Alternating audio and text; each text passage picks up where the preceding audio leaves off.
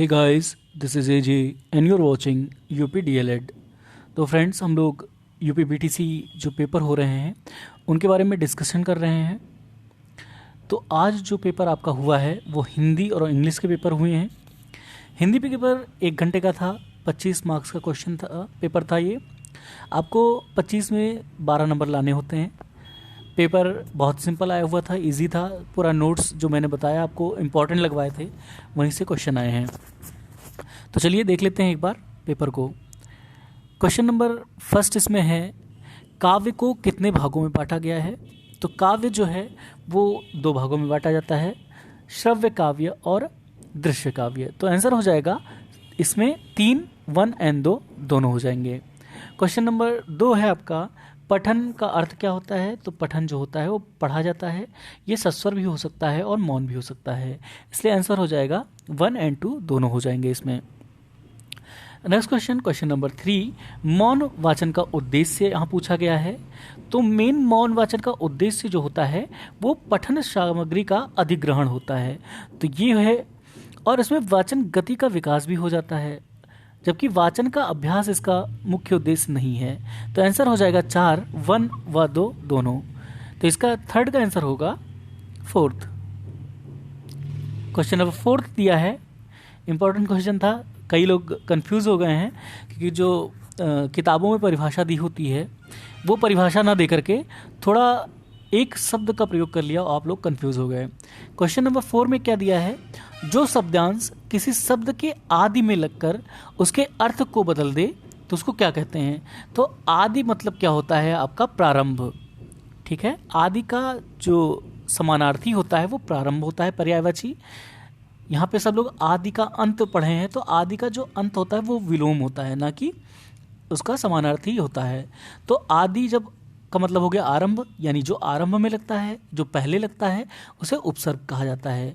तो इसका डेफिनेशन किसकी थी, ये उपसर्ग की डेफिनेशन थी। क्वेश्चन नंबर 5, संज्ञा के स्थान पर प्रयुक्त होने वाले शब्द कौन से हैं। तो संज्ञा के स्थान पर हमेशा सर्वनाम प्रयोग किए जाते हैं। तो आंसर हो जाएगा 2। क्वेश्चन नंबर 6 देखते हैं, समास पूछा गया था।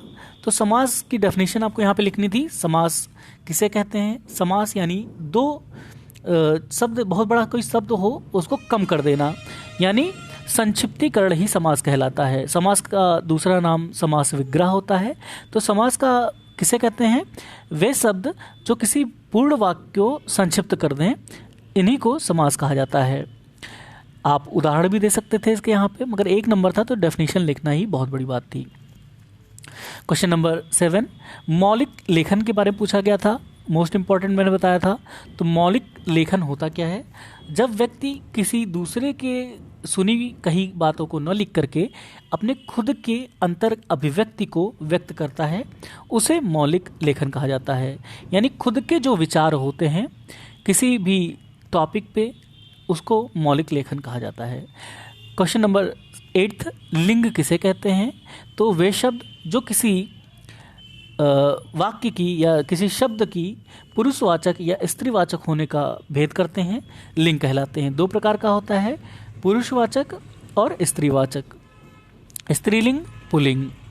आप लिखाते 1 नंबर आपको आराम से मिल जाता। फिर गद्य और पद्य में अंतर पूछा गया है। तो मोस्ट इंपॉर्टेंट मैंने बताया था, इसको पढ़ के जाएंगे। तो ये गद्य क्या होते हैं, जो जिसमें लय, छंद, ताल की आवश्यकता नहीं होती है, उसमें गद्य कहते हैं। जबकि पद्य किसे कहते हैं, जिसमें लय, छंद, ताल की आवश्यकता होती है और इसी में लिखे जाते हैं, उन्हें पद्य कहा जाता है। गद्य के एग्जाम्पल आपके कहानी हो गई, निबंध हो गए, जबकि पद्य की आपके एग्जाम्पल हैं कविता। ठीक है। नेक्स्ट क्वेश्चन, क्वेश्चन नंबर 10, वाक्य किसे कहते हैं।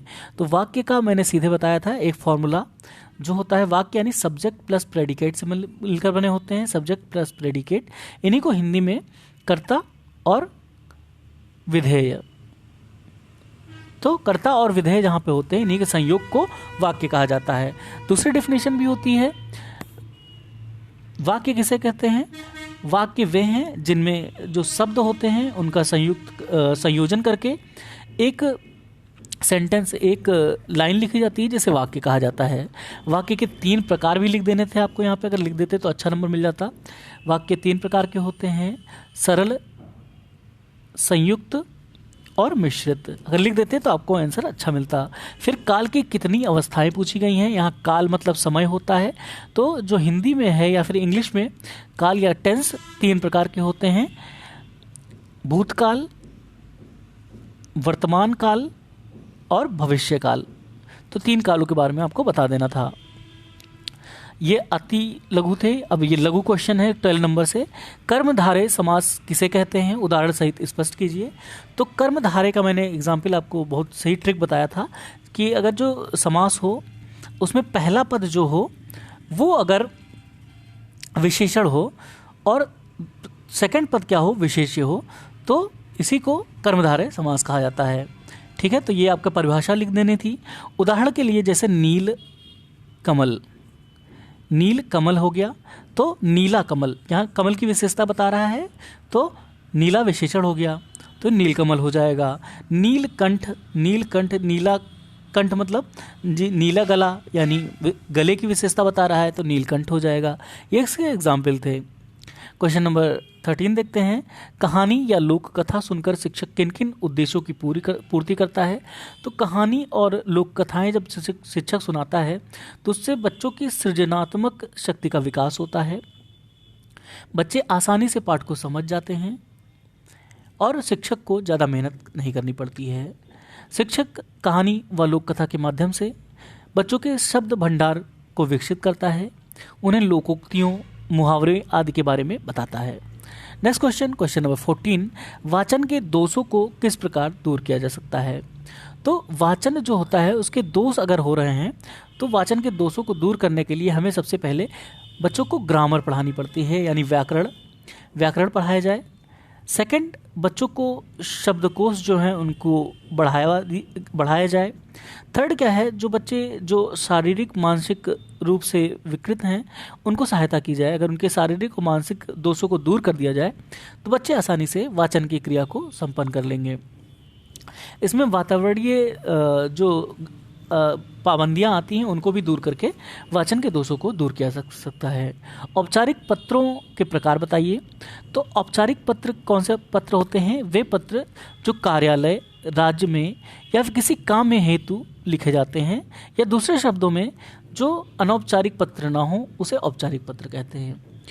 अर्थात जिनको भाई बहन, माता पिता, परिवार आदि के हेतु ना लिखा जाए, बाकी सभी कार्यालय और कार्य हेतु लिखे जाएं, उन्हें औपचारिक पत्र कहते हैं। इनके प्रकार अगर देखा जाए तो पहला राजपत्र होते हैं, राजपत्र। दूसरा व्यावसायिक पत्र। थर्ड आपका क्या होता है, राजपत्र और कार्यालयी पत्र। तो ये 3 प्रकार आपको लिख देने थे। Next question, question number 16। Hindi में किन विराम चिन्हों का प्रयोग होता है। तो हिंदी में जो आपका विराम चिन्ह हैं वो 11 प्रकार के बताए गए हैं।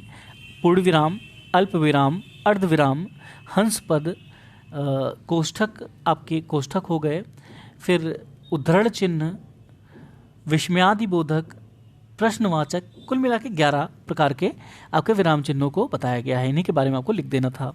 Question number 17। उच्चारण के भेदों को लिखिए। तो उच्चारण के भेद इसमें क्या हो सकते हैं। जो उच्चारण होता है वो कितने प्रकार से बांटा जा सकता है, इनको कहा इसमें है। तो उच्चारण को अगर हम उच्चारण के वाद्य यंत्रों के हिसाब से देखें तो पहला वाद्य यंत्र के हिसाब से देख लेंगे। दूसरा अगर देखें उनके उच्चारण स्थान के हिसाब से बांटा जा सकता है। तीसरा क्या हो सकता है, इसमें उनके वर्णों के हिसाब से यानी स्वर या व्यंजन के हिसाब से बांटा जा सकता है। तीसरा वाद्य यंत्रों के हिसाब से बांटा जा सकता है कि किन किन, जैसे अनुनासिक, मुख, विवृत, ये सब हो गए।